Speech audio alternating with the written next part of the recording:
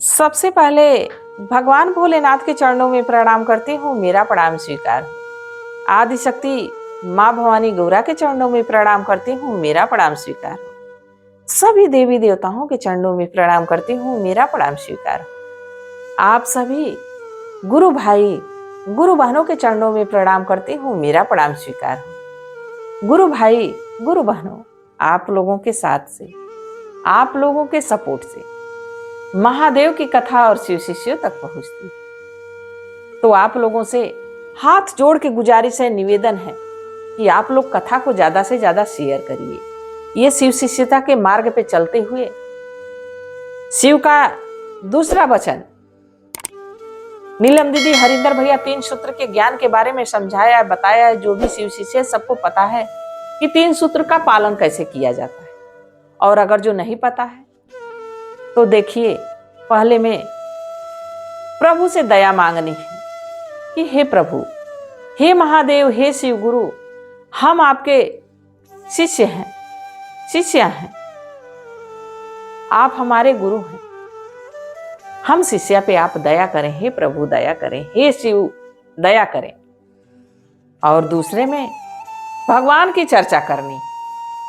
भगवान के चर्चा में यह है कि भगवान के बारे में किसी भी अनजान व्यक्ति को, आपके रिश्तेदार हों, कोई आपके मित्र हों, कोई आपके दोस्त हों, आप भले उसको नहीं जानते हैं, कभी उससे आप बात करिए, उससे पूछिए कि हमने तो शिव को गुरु बना लिया है, क्या आपने शिव को गुरु बनाया है? अगर जो नहीं शिव को गुरु बनाया तो शिव को गुरु बना लीजिए। इसके बाद आपके जीवन में जो खुशियां आएंगी, जो सुख आएगा, वो कभी आप सोचे नहीं होंगे। तो शिव के बारे में ये दूसरा हुआ। और तीसरा और सबसे महत्वपूर्ण कार्य, महादेव को 108 बार प्रणाम करना है, उनके नाम का जाप करना है, नमः शिवाय का। तो गुरु भाई गुरु बहनों, ये तो 3 सूत्र ज्ञान की बात हो गई। बाकी इसी शिव शिष्यता में रहते हुए आप लोग कथा को ज्यादा से ज्यादा शेयर करिए, ताकि उनका दूसरा वचन जो है शिव की चर्चा लोगों तक पहुंचे। उस कार्य में हम सब एक साथ सहयोग करें।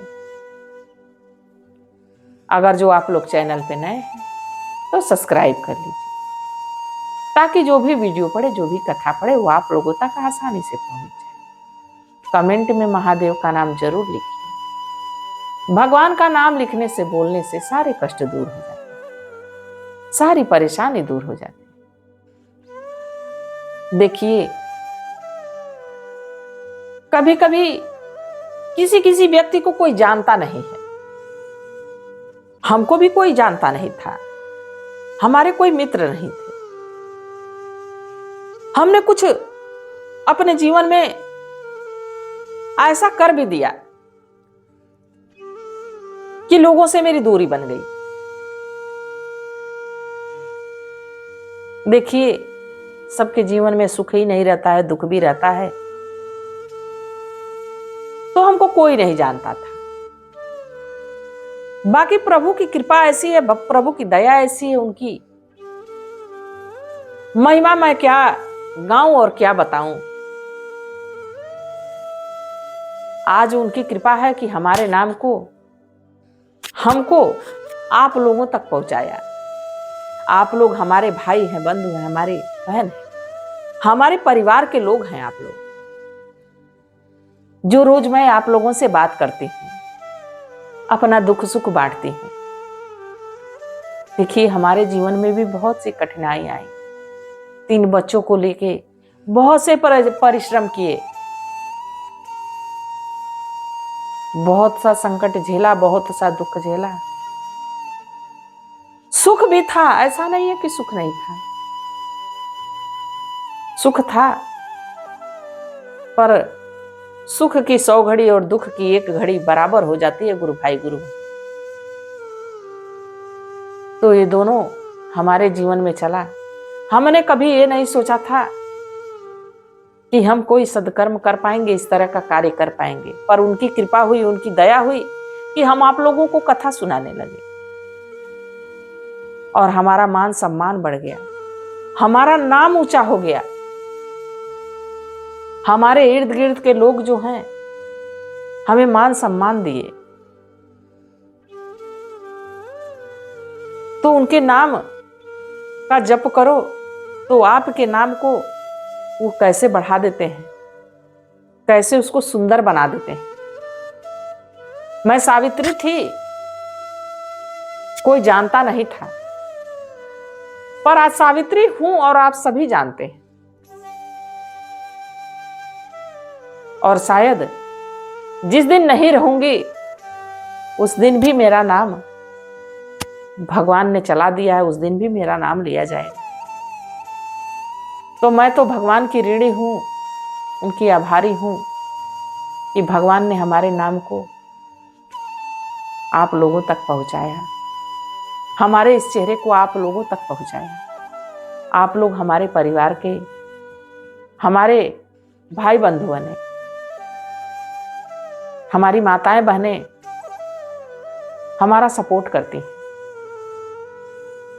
तो जो ये आनंद है, जो ये खुशी है, जो ये प्रसन्नता है, इसको मैं बता नहीं सकती कि कितना प्रसन्न रहती हूं कि हमारा एक YouTube फैमिली परिवार एक हमारा है।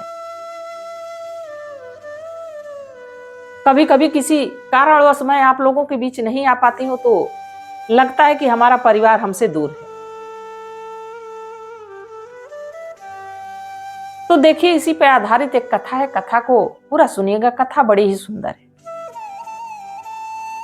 एक गांव में जैसे हम लोग के यहाँ शिव चर्चा कोई ना कोई दिन निर्धारित रहता है कि इस दिन को हफ्ते में एक दिन जरूर शिव चर्चा होता है, और बाकी दिन भी होता रहता है, कभी किसी के घर कभी किसी के घर। तो वैसे ही उस गांव में प्रवचन हो रहा था। प्रवचन करता जो थे एक महात्मा जी थे। महात्मा जी बड़े विद्वान थे और भगवान के बारे में, भगवान के रूप के बारे में, भगवान की महिमा के बारे में, भगवान के महिमा के गुणगान को इस तरह गाते थे, इस तरह बताते थे कि इंसान लगता था कि उनके दर्शन पा रहा और भगवान से साक्षात आ गए हों। ऐसा भाव से वो बताते थे। देखिए, कथा मात्र कथा नहीं होती, उस कथा में भगवान के दर्शन होते हैं। उस कथा में भगवान के हम लोग पास पहुंचते हैं, माता रानी के दर्शन होते हैं।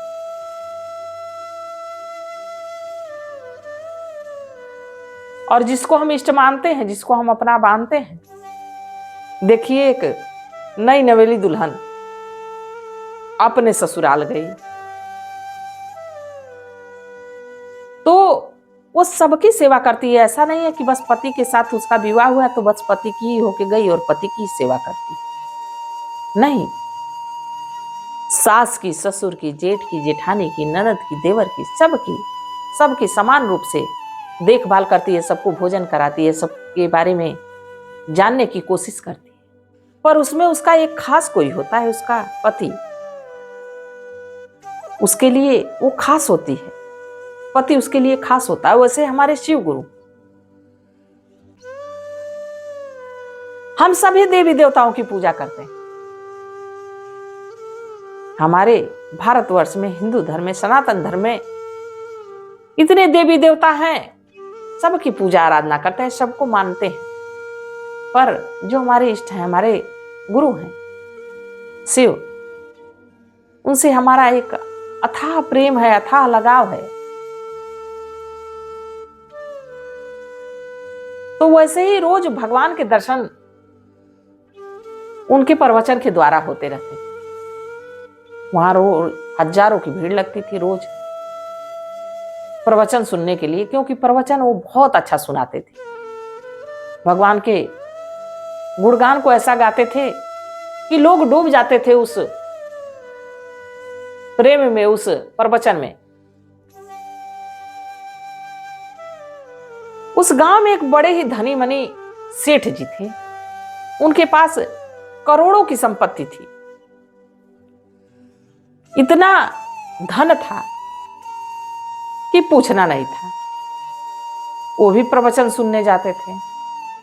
बाकी वो बहुत कंजूस टाइप के होते हैं ना, वैसे थे। वो एक ही कपड़े को डेली पहनते थे, रोज पहन के एक ही कपड़े को जानते थे। कपड़ा बिल्कुल गंदा संदा था और रोज जाते थे तो मैला कुचैला कपड़ा पहने रहते थे। एक कोने में जाके बैठ जाते थे सबसे पीछे, प्रवचन को सुनते थे, भगवान के नाम को सुनते थे, भगवान के गुणगान को सुनते थे। और रोज धीरे धीरे ऐसे प्रवचन चलता रहा, भगवान के महिमा का गुणगान चलता रहा। एक दिन उस प्रवचन में एक ऐसा व्यक्ति आया जो बहुत ही दुखी था। कुछ लोगों ने बताया महात्मा जी से जाके, ये जो आदमी बैठा है बड़ा ही कष्ट में है, बड़े ही पीड़ा में है, क्योंकि उसका घर जल गया है। उसका घर जल गया है और उस आग में उसका घर, उसकी सारी संपत्ति, जो भी सुख सुविधा के सामान थे सब जल गए, सब नष्ट हो गए। उसके पास अब उसके शरीर पे वो जो वस्त्र है वही है और उसका परिवार है, बाकी सब कुछ खत्म हो गया, उसके पास कुछ नहीं है। महात्मा जी कहे कि उसके पास नहीं है ना, हम सबके पास है, तो हम सब अगर जो कोशिश करें तो उसके पास सब कुछ हो जाएगा। तो वो व्यक्ति कहा कि कैसे? महात्मा जी कहे कि अब माइक पे अनाउंस किए कि हमारे जो भी भाई बंधु यहाँ पे प्रवचन सुनने आए हैं, जिसका जितना सपराव हो, जिसकी जितनी मनसा हो, उनसे हम चंदा के लिए गुजारिश करते हैं। आप लोग एक भाई की मदद कर दीजिए, आपसे जो बन पड़ता है 10, 20, 50, 100, 200, वो आप लोग इकट्ठा करके इन भाई की मदद कर दीजिए। इनका घर द्वार जल गया है, सब सामान उसमें बर्बाद हो गया, इनके परिवार की जीविका कैसे चलेगी? अगर जो हम लोग आपकी मदद, इनकी मदद कर दें तो इनका जीवन सामान्य रूप से फिर से चलने लगेगा। और भगवान ने हमको इतना दिया है तो कुछ तो दान करना बनता है। अब सबने सहमति जताई, हाथ उठाए, सबसे महात्मा जी कहे सब जिसको दान करना है सब हाथ उठाए। सबने हाथ उठाया, कोई 10, कोई 20, कोई 100, कोई 50, कोई 200, कोई 500, ऐसे करके अब कुछ कार्यकर्ता जो है कि गमछा लेके चारों तरफ घूमने लगे, पैसा इकट्ठा होने लगा। सबसे लास्ट में सेठ जी के पास लोग पहुंचे। सेठ जी अपने पॉकेट से 10,000 रुपए निकाले और झोली में डाल दिए। जो कार्यकर्ता थे वो पहुंचे बाबा जी के यहाँ, महात्मा जी के यहाँ। महात्मा जी सबने तो पैसा दिया, पर इसमें एक बड़ी रकम एक महानुभाव दिए हैं। देखने से तो लगता है कि बिल्कुल गरीब हैं, मैले कुचैले कपड़े पहने, फटे पुराने कपड़े पहने। महात्मा जी उनको बुलवाए, महात्मा जी देखे, मुस्कुराए। अब उस पैसे से जिस व्यक्ति का घर जला था उसकी मदद हो गई, सारी सुख सुविधा का सामान उस पैसे से आ गया। थोड़े पैसे उसको बिजनेस करने के लिए दिला गया और उसका सामान्य रूप से सारी मदद हो गई। तो देखिए, एकता में बहुत शक्ति है। अगर जो हम किसी की मदद करना चाहते हैं, किसी की बेटी का विवाह हो, किसी गरीब भाई के बेटी का विवाह, किसी गुरु बहिना की बेटी का विवाह, बेटे का विवाह हो, अगर जो संपन्न नहीं है, उसके पास सामर्थ्य नहीं है, तो हमारा कर्तव्य क्या बनता है? ये अगर जो हमारे पास है तो हम सभी मिलके, सभी गुरु भाई गुरु बहन मिलके अगर जो 10-10 रुपये का दान उसके सहयोग में देते हैं तो उसकी खुशियां, उसमें 4 चांद लग जाएंगे। उसकी खुशियां 2 गुनी 4 गुनी हो जाएगी और उस खुशी को देख के जो आपको सुख मिलेगा वो देखने लायक होगा। गुरु भाई गुरु बहनों, वो 10 रुपये वाला मुस्कुराहट आपके चेहरे पे नहीं रहेगी, जैसे वो 10 लाख की मुस्कुराहट रहेगी, क्योंकि हमने जो मदद किया सफल हुआ। देखो, आज एक गरीब भाई, एक गरीब बहन की बेटे का विवाह हो रहा है। उसको ही नहीं सिर्फ सुख मिलेगा कि उसकी हम लोग मदद किए तो उसको सुख मिल गया, नहीं, वो सुख आपको भी मिलेगा कि हमने दिया तो उसका ये उद्धार हो गया, उसका ये काम हो गया। और ऐसा करना भी चाहिए। आपके इर्द गिर्द एक बार इस बात को सोच लीजिए, आपके इर्द गिर्द कोई भी हो, अगर जो कोई व्यक्ति, कोई बुजुर्ग बीमार हो, उसको ले जाके एक दिन आप दवा करा के देखिए, उसको तो सुख मिलेगा ही मिलेगा, बाकी उसके दवा करने के बाद जो आपको आनंद आएगा, जो आपको सुख आएगा, आपकी छोटी सी शरीर ना लगे कि आपकी शरीर 2 गुनी हो गई, 4 गुनी हो गई, महसूस होगा कि हम बहुत ऊंचे हैं, बहुत बड़े हैं, हम इस लायक तो हैं कि किसी की मदद कर दिए। आपको सुख का अनुभव होगा गुरु भाई, गुरु भाई। और आप 10 दीजिए, देखिए आपकी लाखों की व्यवस्था भगवान करते हैं। करने वाला तो वही है और कराने वाले भी वही है, बस उसमें अपना सहयोग बनाइए। अब जब अगले दिन फिर प्रवचन शुरू हुआ तो रोज की तरह भीड़ इकट्ठा हुई और रोज की तरह सेठ जी भी गए और कोने में बैठ गए। तो अब सेठ जी 10,000 का दान दिए थे, सबकी नजर उन पे बनी रही। सब लोग इशारा कर रहे हैं कि आप यहां क्यों बैठे कोने में, आगे जाइए, आगे जाइए। सेठ जी को यह लग रहा है कि हमने कल 10,000 रुपए दान दिया, इसलिए हमको लोग आगे भेज रहे हैं। सेठ जी कहे नहीं नहीं, मैं यही ठीक हूं। तब तक महात्मा जी की भी नजर पड़ी सेठ जी पे। महात्मा जी कहे कि आप आइए हमारे समीप, हमारे बगल में बैठ जाइए। तो सेठ जी उठ के गए, कहे कि सब हमारे रुपए का कमाल है, सब हमारे पैसे का कमाल है कि आपने हमको एक दिन भी नजर नहीं डाली और आज डाली तो अपने बगल में बैठा रहे। तो कहे नहीं, ये आपके रुपए का कमाल नहीं, ये आपके स्वभाव का कमाल है। रुपए सबके पास हैं, पर आपका स्वभाव है कि आप स्वयं उसका खर्च करके अपने आप को सुख सुविधा दे सकते थे, पर नहीं,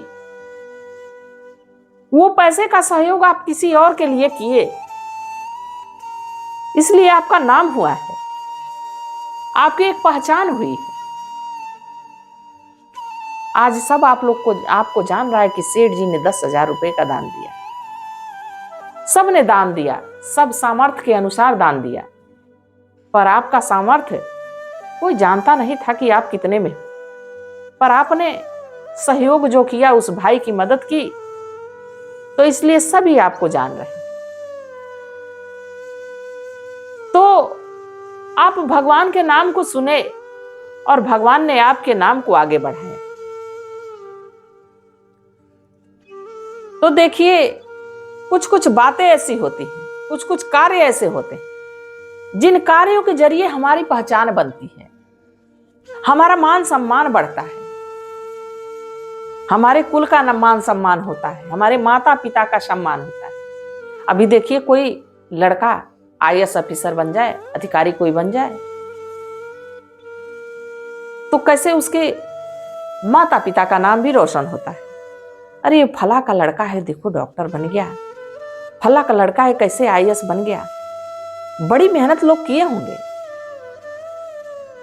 लड़के के साथ, लड़की के साथ माता पिता भी उतनी मेहनत करते हैं। वो तो पढ़ाई में अपनी मेहनत करता है, उसको पढ़ाने में, उसको आगे बढ़ाने में, उसके भविष्य को आगे दिखाने में माता पिता का भी सहयोग होता है। तो कुछ कुछ कार्य करके, सद्मार्ग पे चल के जो गौरव मिलता है, जो पहचान मिलती है, जो मान सम्मान मिलता है, उस बात को आप लोग भी जानते हैं। तो इसलिए देखिए, सद्मार्ग पे चलिए, किसी की भी मदद करनी हो तो दिल खोल के मदद करिए। अगर जो आपके पास सामर्थ्य हो तो बढ़ चढ़ के मदद करिए। इससे आपका मान सम्मान तो बढ़ेगा, साथ में आपके कुल खानदान का भी मान सम्मान बढ़ जाएगा। तो गुरु भाई, गुरु बहनों, आप लोगों को कथा कैसी लगी जरूर बताइएगा। मैं भी महादेव से प्रार्थना करती हूँ कि हे भोलेनाथ, हे शिव गुरु, सब पे अपनी दया दृष्टि बनाए रखें, सबको सदा प्रसन्न रखें, खुश रखें। इसी कामना के साथ हर हर महादेव।